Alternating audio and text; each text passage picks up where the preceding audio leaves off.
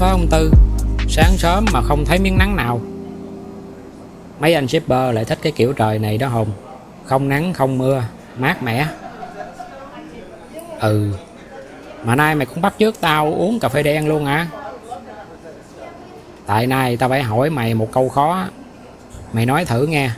Một người theo đuổi lý tưởng cả đời, cuối cùng không làm được gì hết, thì có thất bại không? Mày muốn nói lý tưởng của người đó thất bại hay là chính người đó thất bại? Bộ khác nhau hả? Có thể khác đó. Một người thất bại nhưng mà chưa chắc điều họ theo đuổi là sai à. Nhưng mà nếu kết quả bằng không á, thì nói hay cỡ nào cũng vô ích chứ mày. Tao hỏi ngược lại mày một câu nè. Nếu một người suốt đời sống trung thực nhưng mà cuối cùng vẫn nghèo, mày dám nói ổng trung thực là thất bại không? Không, tao chỉ thấy ổng không có thành công thôi. Đó, có khi mình đang lẫn giữa thành công và đúng đắn đó mày. Nhưng xã hội đa phần thường nhìn kết quả, ít ai nhìn quá trình lắm mày ơi. Thì đúng, cũng khó trách, tại kết quả thì dễ nhìn thấy hơn. Tao vẫn chưa phục. Ví dụ như có hai người đều muốn giáo dục trẻ em nên người. Một người mở được 10 ngôi trường, một người thì chỉ dạy ở một lớp học nhỏ thôi. Theo mày hai người đó có đạt được cùng một giá trị không? Tao không biết, tại tao thiếu dữ kiện. Có khi người thứ hai đã làm hết khả năng của họ rồi, mà cũng có khi người thứ nhất có điều kiện hơn nên làm được nhiều hơn.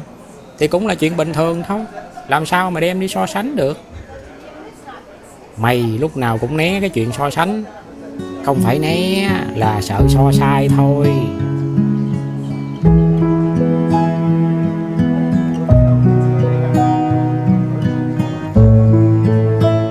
Bây giờ ngẫm lại, tao không biết có khi nào người ta sợ thất bại không phải vì chính cái thất bại đó, mà vì sợ khi thất bại nó cũng đồng nghĩa với lý tưởng của mình thành vô nghĩa không mày?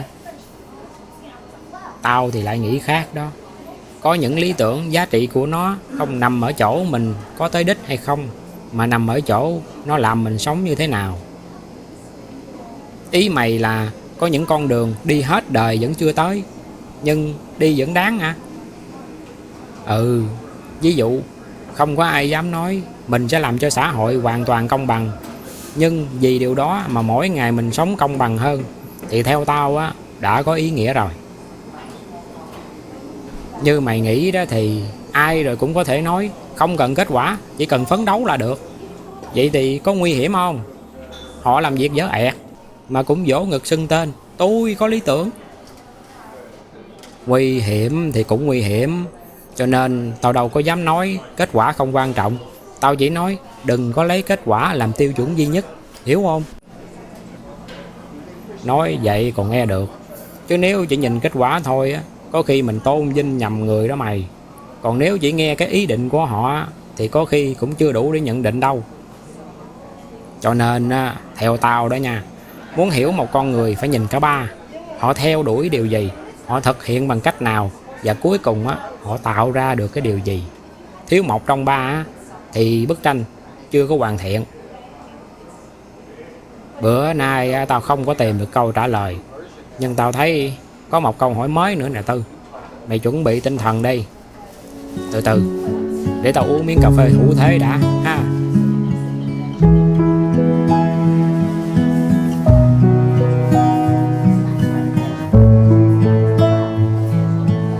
Tao hỏi mày nha Tư, nếu một người biết chắc mình sẽ thất bại, họ có nên tiếp tục theo đuổi cái lý tưởng đó không? Mày dùng chữ biết chắc hả?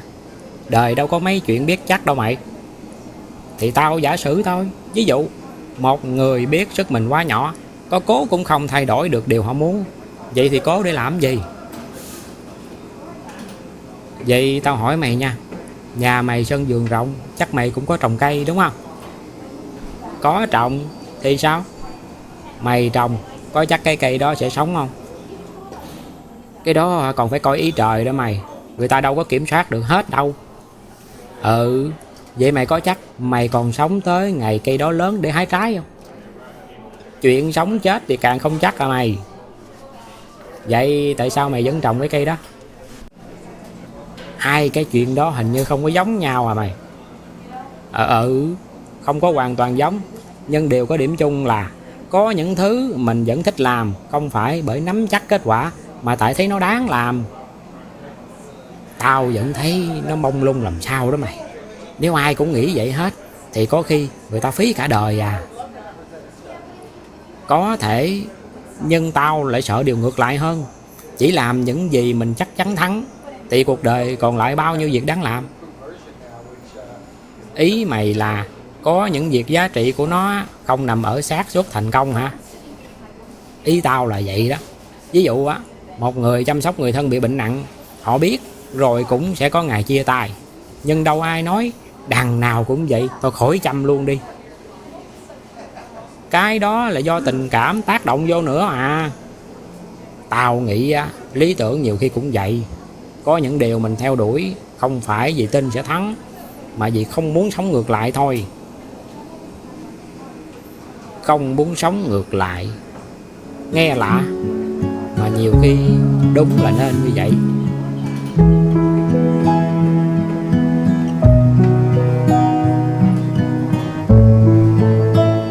Nhưng mà cũng có trường hợp biết mình sai, biết không còn khả năng mà vẫn cố gắng, thì đó là kiên trì hay là cố chấp? Ranh giới mong manh lắm. Có khi á, chỉ người trong cuộc mới biết, cũng có khi chính người trong cuộc cũng không biết luôn á. Vậy làm sao mà phân biệt đây? Chắc là thỉnh thoảng phải dám hỏi mình một câu: mình đang bảo vệ lý tưởng hay mình đang bảo vệ cái tôi của mình?